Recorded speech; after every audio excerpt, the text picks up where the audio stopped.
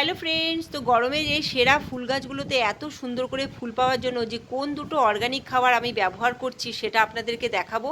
ওই খাবার দুটো যে কোনো গাছগুলোতে এখন দিয়ে দিলে খুব ভালো কিন্তু কাজ দেবে। দেখুন, এই যে প্রথমে দেখাচ্ছে এই যে মধুকামিনী গাছ, এই মধুকামিনী গাছটা আমি খুব ছোট্ট মানে একটা গাছ নার্সারি থেকে কিনে এনেছিলাম। সেই গাছটা দেখুন কতটা বড় হয়ে গেছে, আর এখন কি সুন্দর থোকা থোকা করে ফুল ফুটেছে, আর খুব সুন্দর একটা গন্ধ বেরোচ্ছে। এই যে সামনে আমি বসে আছি, এত ভালো লাগছে। তারপরে দেখাচ্ছি এই যে দেশি গোলাপ, দেখুন এই গরমে এত সুন্দর করে দেশি গোলাপগুলো আবার ফুটেছে। আরও অনেক কুড়ি এসেছে, গাছ ভর্তি কিন্তু কুড়ি। এবং আমার যে হাইব্রিড গোলাপগুলো আছে সেই গোলাপগুলোতেও কিন্তু প্রচুর পরিমাণে ফুল ফুটছে। তাই যেই খাবারগুলো আমি দিচ্ছি সেই খাবারগুলোই কিন্তু এই সমস্ত গাছে দিচ্ছি, আর তাতেই কিন্তু এত সুন্দর করে ফুল পাচ্ছি। এর জন্য কি হচ্ছে, গাছে কিন্তু কোনো ফাঙ্গাস লাগছে না। তারপরে দেখাচ্ছি দেখুন জিনিয়া, এই জিনিয়া ফুলগুলো তো দেখুন, জিনিয়া গাছে কিন্তু খুব তাড়াতাড়ি ফাঙ্গাস লেগে যায়। যত বেশি পরিমাণে সর্ষের খোল ভেজানো জল দেওয়া যাবে তত কিন্তু গাছে ফাঙ্গাস লেগে যায়। তাই জন্য আমি ওই খাবারটা অ্যাভয়েড করে অন্য একটা অর্গানিক খাবার ব্যবহার করছি, সেটা আমি দেখাবো আপনাদেরকে। আর কি সুন্দর করে জিনিয়া ফুলগুলো ফুটেছে, জবের থেকে জিনিয়া ফুলগুলো ফুটেছে এখনও আছে। তারপরে দেখাচ্ছি ফার্স্ট লাভ। ফার্স্ট লাভ গাছে যে কত পরিমাণে কুড়ি এসেছে দেখুন, গাছের মধ্যে খুব সুন্দর থোকা থোকা করে কুড়ি হয়, আর যখন ফুলটা ফোটে পুরো ঝিরঝিরি দারুণ দেখতে। আর বছরে কিন্তু এই যে একবার করে ফুল হবে, আবার একটা করে থোকা করে কুড়ি চলে আসবে, মানে পাতার ওপর দিয়ে আবার নতুন করে কুড়ি আসবে। তাই এই গাছটার কিন্তু সারা বছরই আমাদের বাগানে কিন্তু ফুল দিতে থাকে। আর আমি দেখুন এখানে আগাছাগুলো তুলে দিচ্ছি, কারণ সার দেবো তো, তাই জন্য। এরপর দেখা যাচ্ছে নয়নতারা, তো বলতেই হবে গরমের একটা সেরা ফুল গাছ, ভীষণ ভালো ফুল দেয় এবং অনেক দিন মানে প্রায় শীত পর্যন্ত কিন্তু গাছগুলোকে ভালো রাখলে আমরা শীত পর্যন্ত ফুল পেতে পারবো।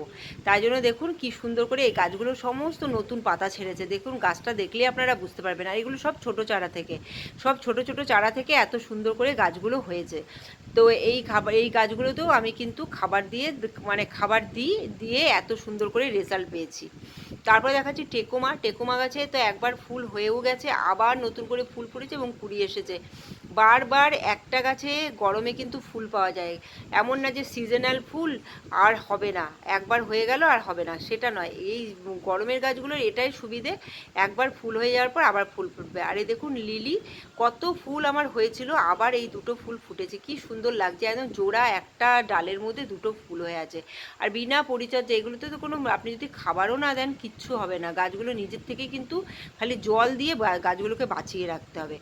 এবং যেই ফুল গাছটা আমি দেখাবই, প্রত্যেকটা ভিডিওতেই আমি এখন দেখাবো আপনাদেরকে, মানে এত অসাধারণ হয়েছে, পুরো রিং দেখুন একটা মালার মতো তৈরি হয়ে গেছে এই ফুল গাছটা। এত সুন্দর করে রসুনলতা গাছে ফুল ফুটেছে, কিন্তু এই গাছটা কিন্তু মানে সেই পরিচর্যা ছাড়াই হয়েছে। তাও আমার বাগানে যেহেতু হয়েছে তাই জন্য আমি আপনাদেরকে দেখালাম। কি সুন্দর দেখতে লাগছে দেখুন ফুলটা। আপনারা কিন্তু নার্সারি থেকে এই গাছ কিনে আনুন, দেখবেন আপনাদের খুব লাভই হবে, কারণ আপনাদের বাগানে সবসময় ফুল থাকবে, যেটা আমার বাগানে হয়। আর আপনাদেরকে তো আমি সব সময় দেখাচ্ছি যে আমার বাগানে কত পরিমাণ ফুল ফুটছে। এবার দেখুন বেলি তো মানে গরমের একটা মানে কি যে ফুল দেবে, এই দেখুন এখনই সবে কুড়ি এসেছে, আর গাছের ব্রাঞ্চ দেখুন কত কত ব্রাঞ্চ। আর যেই অর্গানিক খাবারটার কথা আমি বলছি, সেই অর্গানিক খাবার দিলে ব্রাঞ্চও কিন্তু হবে। যাদের বেলি গাছে ব্রাঞ্চ আসছে না, পাতা কিন্তু মুখ বেরোচ্ছে না, তারা কিন্তু অবশ্য করে এই খাবার দুটো দিন, দেখবেন আপনাদেরও বেলি গাছ এতটা সুন্দর ঝাঁকড়া হবে।